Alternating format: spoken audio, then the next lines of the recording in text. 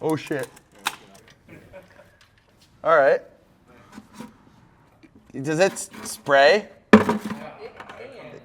Oh, here we go. You take it all the way out? Oh fuck, there it is. Holy shit, what the fuck? No, you didn't. Bit the absolute. We're off to a great start. Don't take the whole thing out.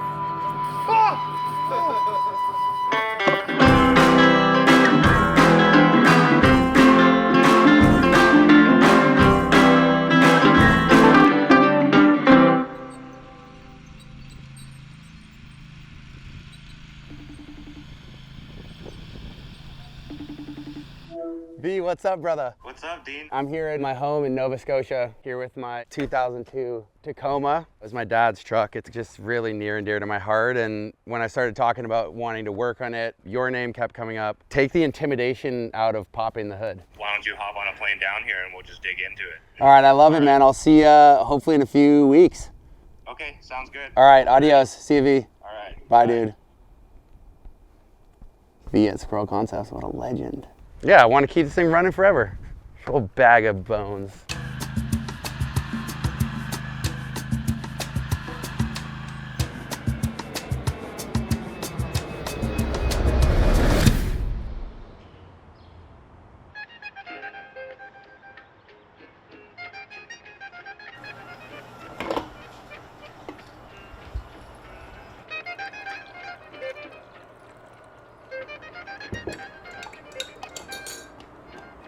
We're actually in San Pedro right now.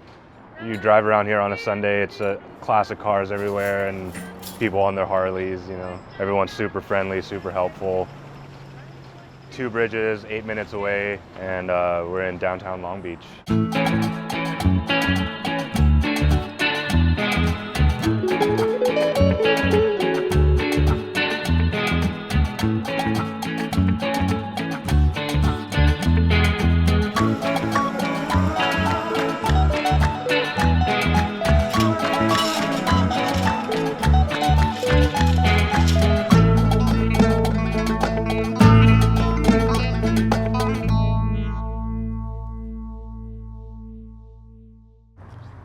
Got my tools, dude, ready to go to work.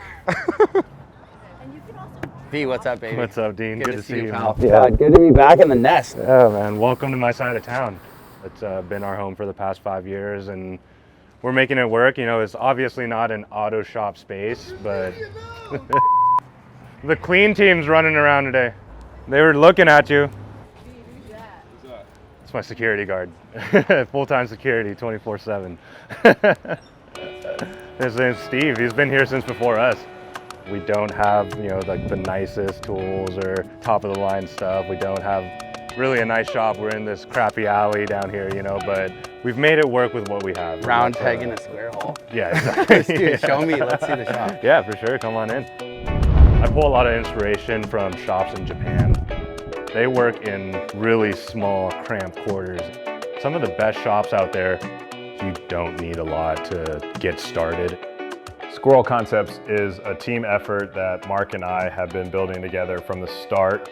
We do Toyota trucks, 4Runners, and Land Cruisers. This is a 1985 4Runner. This is a very rare spec. This truck will be one of the best trucks that we've ever built. Oh, dude, you just had to say Marty truck. Yeah. This would be the same year as Marty, but the 4Runner version. This is our shop library / Toyota Bible collection. Dude, this is the where we pray every morning. Yeah, right. We say our prayers. There's Tacoma stuff. I know, Dean, you have a 2002 Tacoma. These things terrify me, though, if I'm being perfectly honest. It's like, I think until it's covered in grease, it's probably rendered like... You know what, I mean, it looks intimidating from the start, but once you actually start flipping through the pages, it's literally listed step by step. Honestly, this is what our shop is known for. We do things by the book. We use all original Toyota parts. I think the goal is get me covered in grease. We don't fake anything here. Teach me something, man. Yeah, I spent a couple hours at Squirrel Concepts, blew up my Tacoma. For people that learn similar to me, which is like by seeing and doing, what a dream. We can back this one in, Mark, and then pull. What up? I got a film crew with me today. I hope you don't mind. Good to see you. Yeah, you too. Yeah, I'm just gonna have you pull in here, Okay. and then we'll get started.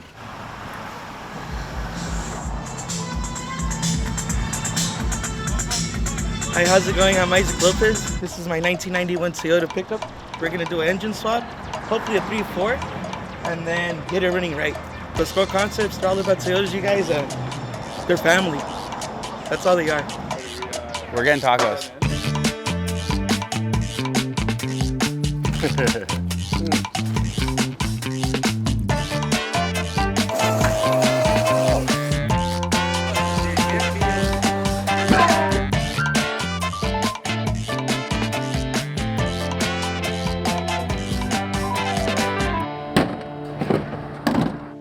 I need to learn.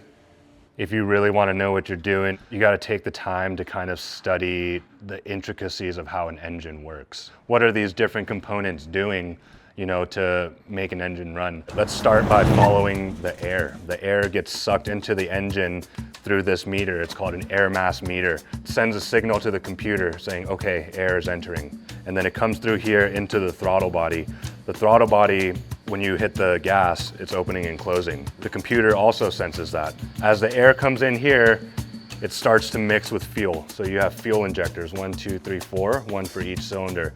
The computer calculates exactly, okay, this amount of air is now entering, and I need to add this amount of fuel to get the perfect balance of air and fuel, right? That enters into the engine. The computer is calculating all that and telling this guy when to send a spark. So you have air, fuel mixing at just the right amount, and then the spark at just the right time to create the perfect boom. I have a 2002 Tacoma. What's a good low risk, high reward moment that I can like tackle? Yeah. What we're gonna do today is called a valve adjustment. Adjusting them is a normal form of maintenance that you would do. So Toyota would recommend every 15 to 20,000 miles, you're doing a valve adjustment on this engine.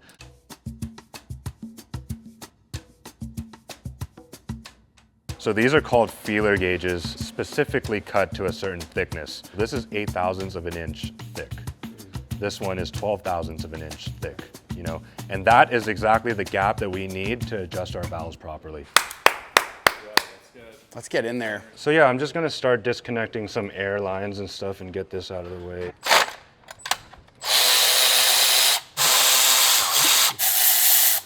So these are actually holding the, what's this, like your top plate? Yeah, it's called the valve cover. So you have intake valves and exhaust valves. The intake valves will open at a certain time. When the piston is pulling down, the intake valve will open and allow air in. Now, as the piston comes back up and it creates the explosion, it'll push the exhaust out. Right now, if I'm like at home, I'm panicking. Yeah. This is that moment of like, fuck, will it go back together? Now you see all the internals moving here? Yeah, cool. You see how sometimes some valves open and some valves close? Yeah, so that's the difference of the air. Yeah, so it's you see this chain? This is called a timing chain. The timing chain connects the crankshaft with the camshaft. It's basically connecting the lower and upper half of the engine. It's timing the piston position with the air and fuel intake. It all has to be timed very perfectly, and where the valve adjustment comes in is the spec of, you see how there's that little bit of play there? That's what we want to fine tune to make sure that we're allowing the proper air and fuel to get in. Do you have to be good at math to work on cars? So there should be 2 sets of valves on each side to adjust. You got this one here that's loose. Yep. This one's here that's loose. And you notice how these ones are rock solid and they can't move at all. Right. That's because it's open. These are not the ones, we're checking the ones that are open. Exactly. Got it. And then if we change that engine position, they will change which ones are open. So we're gonna adjust 2 here, then rotate the engine. Air and exhaust. Exhaust. Yeah. How do you know which one's the air and which one's the exhaust? So air would all be on this side. Got it, okay, cool. Exhaust would all be on this side. If you look at your feeler gauge here, 0.008, so that's 8/1000ths of an inch, which in the factory service manual, that's exactly where you want it set at. There's a little gap between there, and that's what we're setting. Feel that slide of that feeler gauge going through. Could be rubbing a little. Yeah, exactly. So I'm gonna make an adjustment and then I'm gonna have you feel it again. Oh, I see. Yeah, that's the feeling that you Like a little resistance. If you don't do that and the valve adjustment is too big or too tight, you can create premature wear and tear. It is so much a feeling. You're feeling a component of your engine down to the thousandth of an inch. It's gonna make you more connected to your vehicle. That was like a micro adjustment. 0, 1, 2. Math guy. We're done with our first set of valves. We're gonna rotate the engine 180 degrees and do it again. Adjusting valves is an art form. Sometimes you just gotta close your eyes. Yeah. I'm with you. Dean, I think it's good, right? We found a couple that were too tight, a few that were a little too loose, so now it should bring everything into balance.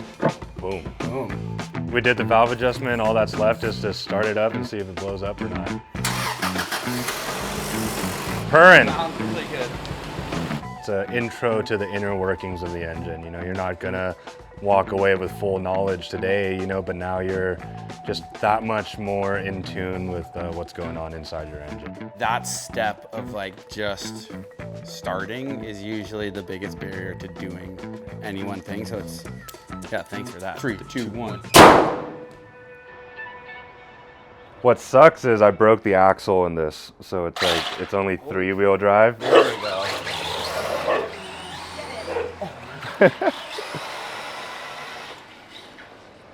Yeah. Dude, immediate crash.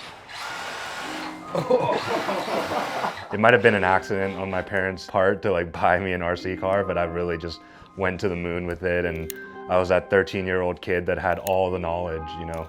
Who in your life gave you that confidence for like the next phase? The first one would be my dad. You know, he's always been very encouraging of anything that I want to try. Fast forward a couple years, I was going to school in New York City. I was studying criminal justice, believe it or not. Coming out of high school, this is what I thought was going to be my path, you know. And then I went and studied it in depth, and I was like, I don't think this is the right fit for me, you know. I had a couple cars, I sold them. The day of my graduation ceremony, like everybody was receiving their diplomas, and I was on a plane, like gone. I met role model number 2, David of Alessio Surfboards, in Thailand of all places. Not a place that you would suspect to find a surfboard shaper.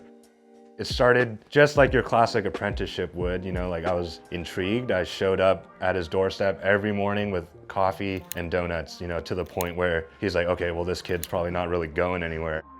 I watched him shape hundreds of boards. He instilled with me a sense of being proud of what you're building, doing it the right way, making it last the test of time. And these are all aspects that I've carried on into Squirrel. It's beautiful to see that obvious amount of care that has like been instilled in you through the people you've met along the way. And then obviously it's just like, it's in you. I'm in a field where it's not typical to see it as an artistic job. But when I open an engine bay, all I see is art. What is your ethos on having this welcoming shop? Is education and stuff good for business? Like, bottom line, probably not. You know, like, you know, if I teach too many people how to do this stuff, like, where's my job, you know? But I think when shaping this business, money and profits and all that stuff was not even at the forefront of it, you know? Like, of course, you need to pay rent and all this stuff, but we're not out to get rich, you know? I think back to my experience with Toyota trucks and why I own a Toyota and what I enjoy out of it, you know? First of all, yeah, they're cool looking trucks. They can go anywhere. You can travel with them. But there's a lot more to it than that. There's working on it on a Sunday, you know, maybe having a beer with your friends, wrenching on it, or maybe breaking down in the middle of a trail and having to repair it out there. My number one goal is to share that experience with people, you know, and that's what I'm concerned with. So I want them to see the full picture. You know, I don't want them to drop their truck off here, get it worked on, and then just miss out on this whole other aspect that I hold really dear. You're educating people is bringing people back. All of us wish that we could walk into a place and not be afraid to ask a question. It might be a stupid question, it might not, but like, if you don't know anything about a car, like going to a mechanic can be intimidating. Breaking that wall down and being willing to share your energy and your like time to take it a step beyond just fixing it is so awesome. There's nothing like working on a rusty truck to make you feel good. What is this, the freaking jokester?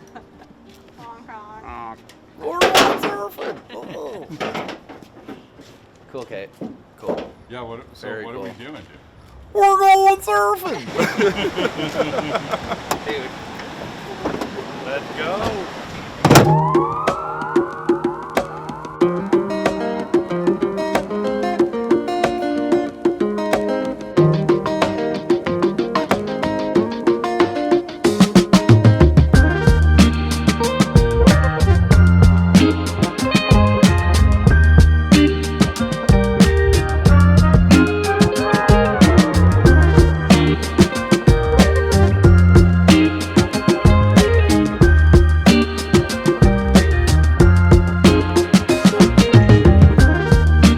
I learned that the ethos of a mechanic doesn't need to be just about fixing it. Having an open door policy, bringing education into it, and loving what you do. I mean, that's kind of like the common thread, I think. Finding these people that have like started businesses with more than just a business brain, like with their hearts. That resonates. That's the vibe. No, I'd like to thank Kate and Dean and Huckberry for doing this, and it was a big moment of reflecting for me, you know, getting to think back on all the things and what I've done right, what I've done wrong. And yeah, Dean's a big inspiration of the way he lives his life. So hopefully give me a couple of years and I'm not there with you. You are Money way shot. ahead. This is our underwater community. Every guy in here has a name. They're all excited right now. They think they're gonna get They're fed. fired up. Yeah. This is clearly a well-loved community.